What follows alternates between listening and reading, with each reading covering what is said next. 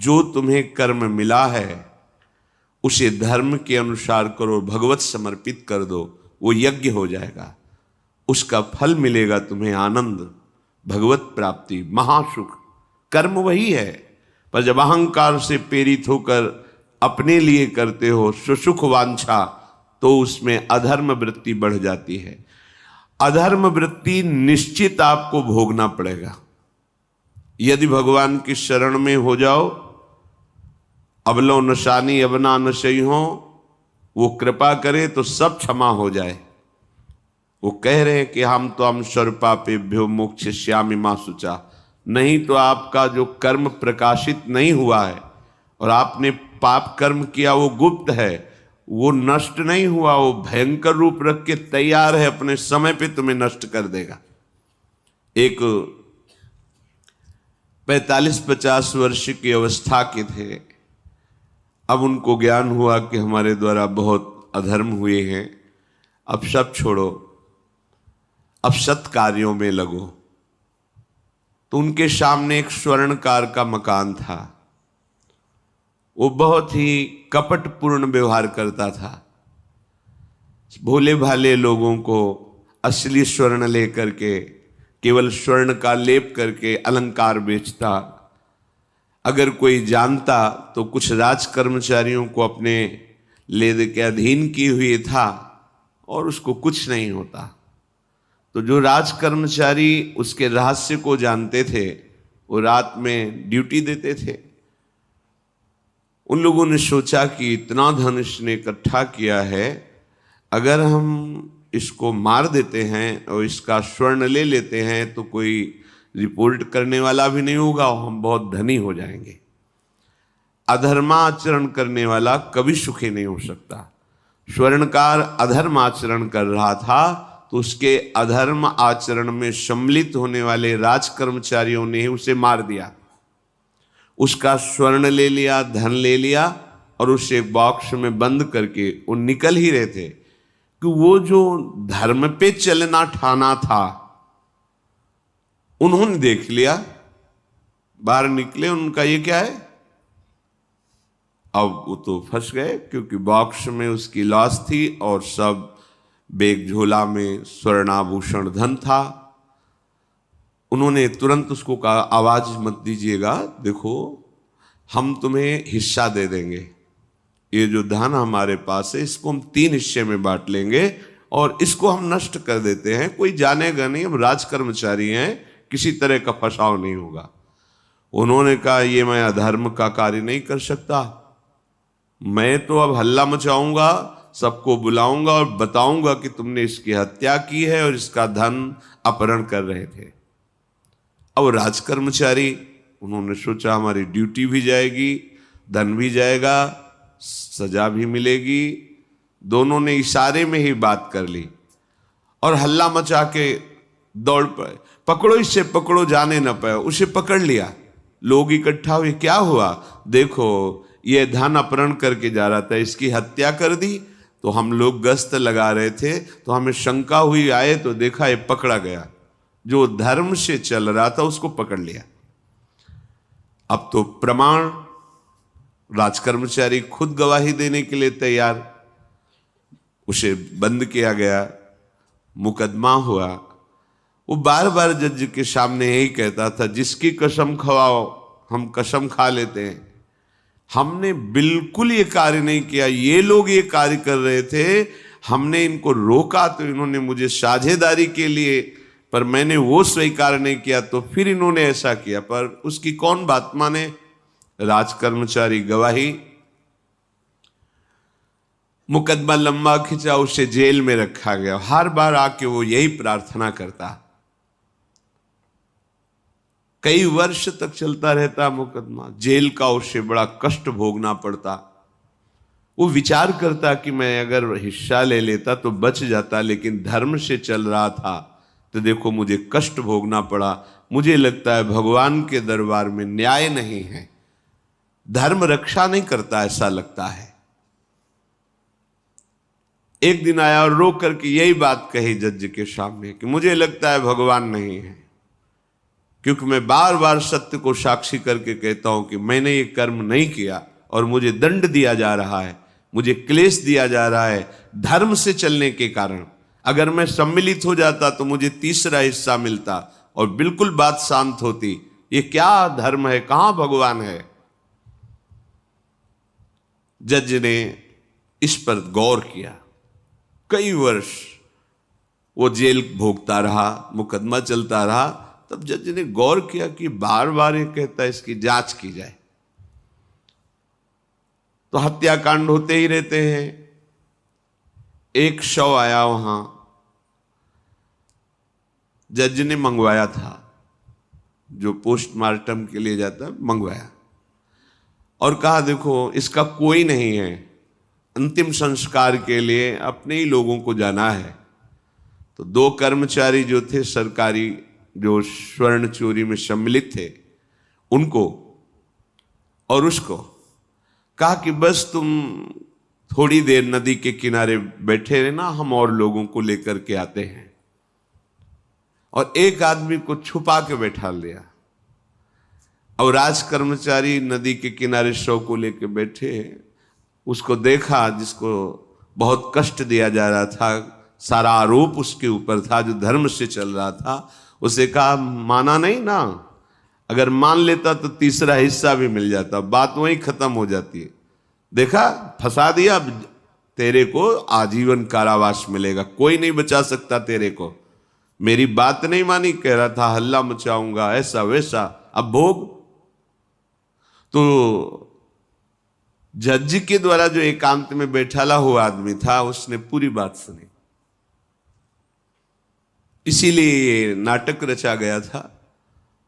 तीनों को बुलाया और कहा तुम निर्दोष हो उस धर्मात्मा से। स्वयं इनकी आवाज से हमने सुना, ये कह रहे थे जो तुम बात कह रहे थे। तो उसने कहा कि ये तो ठीक है, अब निर्णय ठीक कर दिया, लेकिन अब कई वर्षों से मैं दंड भोग रहा था, ये कौन सा न्याय है? किस अपराध के कारण? मैं तो धर्म से चल रहा था, इसमें किंचन मात्र मेरा कोई अपराध नहीं था। फिर कई वर्ष से मैं सजा क्यों भोग रहा था? बार बार प्रताड़ना, नाना प्रकार के कष्ट क्यों भोगा मैं? जज ने कहा तुम हृदय को साक्षी करके बताओ, क्या कोई ऐसा अपराध किया है जिसका प्रकाश ना हुआ हो और तुम्हें दंड ना मिला हो? हम अब उसका कोई दंड थोड़ी तुम्हें देंगे, लेकिन तुम्हारे अंदर जो भगवान के प्रति आरोप है उसका निराकरण हो जाएगा। उसने कहा हाँ, यौवन अवस्था में मैंने किसी स्त्री को ऐसा ऐसा, और वो विरोध करने पर भी उसे मार दिया और आज तक बात कोई प्रकाशित नहीं हुई। तो बोले फिर भगवान को क्यों दोष देते हो? वो कर्म तुम्हारा दंड अगर मिल जाता तो नष्ट हो जाता, वो कर्म सुरक्षित है। उसी कर्म ने तुम्हें यहां अधर्म ना होने पर भी फंसाया और देखो तुम्हें भोगना पड़ा। तो निश्चित समझो, यदि आप अधर्म के द्वारा कोई भी सुख साधन करेंगे तो आप नष्ट होंगे। अधर्म के द्वारा आप धन आदि छीनना चाहेंगे तो आप नष्ट होंगे। अधर्म कर दिया है और उसका प्रायश्चित नहीं हुआ तो वो कर्म सुरक्षित है। ऐसी जगह फंसाएगा जहां 100% आपने कोई अपराध नहीं किया पर आपको उसका दंड भोगना पड़ेगा। फिर आपको लगेगा कि न्याय में अन्याय हो रहा है, कोई भगवान नहीं है। देखो मैंने बिल्कुल कसम खा के कहता हूं पाप नहीं किया, पर ये पाप का जो आरोप लगा वो पूर्व पाप आकर के तुम्हें दंडित कर रहा है। अब इस कर्म विधान को ये बहिर्मुख लोग क्या जानते हैं?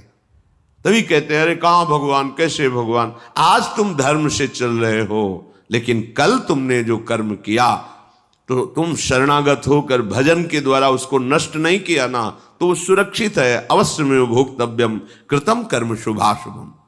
इसलिए श्री भगवान आदेश कर रहे हैं यज्ञार्थात कर्मणोन्यत्र लोकोयम कर्म बंधनहा तदर्थम कर्म कौन्ते मुक्त संगहा समाचर।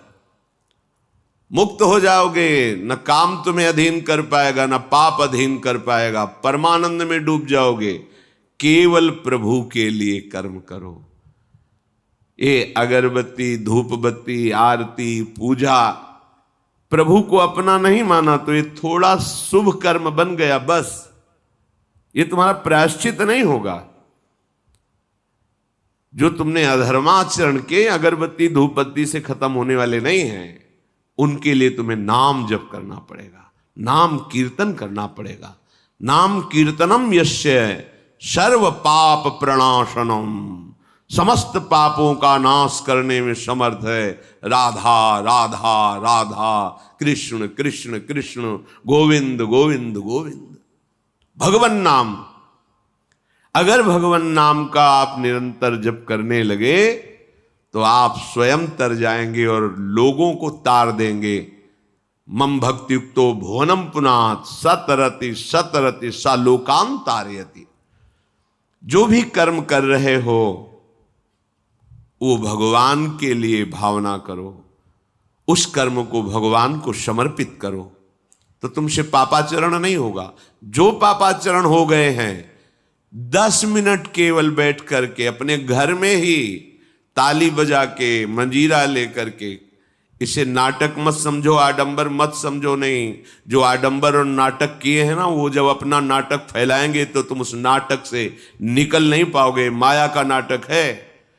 भगवान नाम कीर्तन, ये जो लोग कहते हैं ना कि भगवान तो हृदय में बैठे, दिखावे की क्या जरूरत है। अगर इतना बोध हो चुका है भगवान हृदय में बैठे, तब तो आप सिद्ध हो गए। केवल वाणी से बोल रहे हो, मन मानी आचरण कर रहे हो, दुर्गति को प्राप्त हो रहे हो, तो है ना सबके हृदय अछत विकारी, पर सकल जीव जग दीन दुखारी। सबके हृदय में बैठा है, पर दुर्दशा रोक रहा है क्या वो? क्यों? क्योंकि तुम केवल बातों से कहते हो सबके हृदय में बैठा है। ऐसा अनुभव किया? अगर ऐसा अनुभव किया तो बेविचार किसके साथ करते हो, चोरी किसकी करते हो, हिंसा की, कपट किससे, द्वेष किससे? बस केवल बातों से बात नहीं बनती। ये कर्म बातों से नष्ट नहीं होता, इसके लिए अनुष्ठान करना होगा नाम का। चाहे जैसी परिस्थिति हो, चाहे जो हो, जैसे भी हो, तुम्हारा मंगल होगा। अहोबत स्वपचतो गरीयान यज्जिभ्यागे वर्तते नाम तुभ्यम। वो नीच आचरण करने वाला, अभक्ष पदार्थ खाने वाला भी यदि भगवान नाम उच्चारण करता है तो परम पावन हो जाता। अहो, आश्चर्य की बात! बड़े बड़े प्रायश्चित जिसे पावन नहीं कर सकते, भगवान नाम उसे पावन कर देता है। जय शीत हरिवंश विचार के मनुज देह गुरु शरण गही, सकई तो सब पर पंच तजी कृष्ण कृष्ण गोविंद कही। कृष्ण कृष्ण गोविंद क्या जाता है? हम तो ये नहीं कह रहे कि तुम नहा के जपो, तुम ऐसा को, जैसे हो जहां हो, गोविंद गोविंद राधा राधा राधा वल्लभ श्री हरिवंश, तुम पावन हो जाओगे प्यारे। तुम्हारी दुर्गति, तुम्हारी विपत्ति, तुम्हारी उन्नति में जो बाधक कर्म है उनको नष्ट करो। किसी से भीख मांगने की जरूरत नहीं, कृपा की। अगर नाम जप नहीं तो कहीं भी भाग के चले जाओ, देख लो तुम्हें क्या मिलता है। नाम जप करो, तुम स्वयं देने वाले बन जाओगे। मांगना मिट जाएगा जन्म जन्म का। विश्वास करो, जैसे भी हो। नहीं छोड़ पा रहे गंदी बातें, शुरू करो। नाम को तो अंदर लाओ, वो तुम्हें इतनी सामर्थ्य देगा, सब छूट जाएगा, सब छूट जाएगा। विश्वास करो। आज तक जितने बड़े बड़े ऊंचाई के पद पर पहुंचे हुए महात्मा हैं, सबके मूल में नाम पाया गया। निरंतर नाम जप, निरंतर अभ्यास करने से होता है। विश्वास करो, इसके बराबर न तीर्थ याटन है, न कोई अन्य साधन है। नाम कलयुग केवल नाम आधारा, सुमिर सुमिर नर उतर ही पारा। जिसने नाम का आश्रय ले लिया महासुखी हो गया। पर जब तक तुम्हारे पाप कर्म भस्म नहीं होते, तब तक तुम्हें आनंद नहीं मिलेगा। इसलिए विश्वास करके दीर्घ काल तक सम्मान पूर्वक, आदर पूर्वक हृदय में नाम जप करो। जब पाप वासनाएं नष्ट हो जाएंगी, पाप प्रवृत्ति नष्ट हो जाएगी, तब आनंद की धारा, तुम्हें कोई भी विपत्ति, कोई भी संकट परास्त नहीं कर पाएगा। प्रश्न होता है कि हम बहुत प्रयास करते हैं पर सफलता नहीं मिलती। प्रयास को कहते हैं पुरुषार्थ, और सफलता नहीं मिली उसको कहते हैं प्रारब्ध। कभी कभी प्रारब्ध बहुत जोर का होता है, जो बड़े बड़े ऋषि मुनियों के ऊपर भी हावी हो जाता है। पर पुरुषार्थ व्यर्थ नहीं जाता। यदि वो सत है तो तुम्हारा पुरुषार्थ भी तो असत है। अगर राधा राधा बीच में बोलते रहो और प्रभु की भावना कर लो कि 8 घंटे से जो काम कर रहा हूं वो समय और वो कार्य दोनों प्रभु को समर्पित करते हैं, अब ये सत्य पुरुषार्थ हो गया। अब प्रारब्ध को बदलने की सामर्थ्य आ गई तुम्हारे पुरुषार्थ में। खिलवाड़ नहीं है जो तुम एक भी कर्म करते हो, वो कर्म सुरक्षित है, वो तुम्हें दंड दे के रहेगा या तुम्हें सुखी करके रहेगा। असत है, पाप है तो दंड देगा, सत है, सुकृत है तो सुखी करेगा। विश्वास मानिए, ये सत्य वार्ता है, ये कोई चाटुकारिता की बात नहीं है। सत्य में सत्य रहता है, चाहे जो युग हो, चाहे जो समय हो, सत्य अपना प्रभाव दिखा के रहता है। इसलिए भगवान का आदेश है, तुम्हारा जीवन भगवत प्राप्ति के लिए, आनंद में डूबने के लिए, मस्त होने के लिए मिला है। ये मस्ती नशा में नहीं है, ये मस्ती दूसरों के शरीर का मांस खाने में नहीं है, ये मस्ती दूसरों की हिंसा व्यभिचार इसमें नहीं है। मस्ती है स्वात्मानंद की। जब कोई चाह नहीं, कोई परवाह नहीं, मृत्यु भी एक खिलौना लगने लगे, उसे मस्ती कहते हैं। वो मस्ती आती है भगवान नाम जप से। शुद्ध ज्ञान का प्रकाश हुआ, मरने का भय खत्म हो गया, क्योंकि शरीर राग नष्ट हो गया। इसलिए सावधान होकर जो जहां जैसी भी परिस्थिति में हो, भगवान नाम सदैव अपने पास रखो। राधा राधा, कृष्ण कृष्ण, गोविंद गोविंद। देख लेना, निहाल हो जाओगे, निहाल हो जाओगे, मस्त हो जाओगे। हमारी बात मान लो, हमारी प्रार्थना मान लो, कुछ इसमें नहीं लगता है। इसमें न पैसा देने की बात कर रहे, ना कोई संयम नियम की बात कर रहे।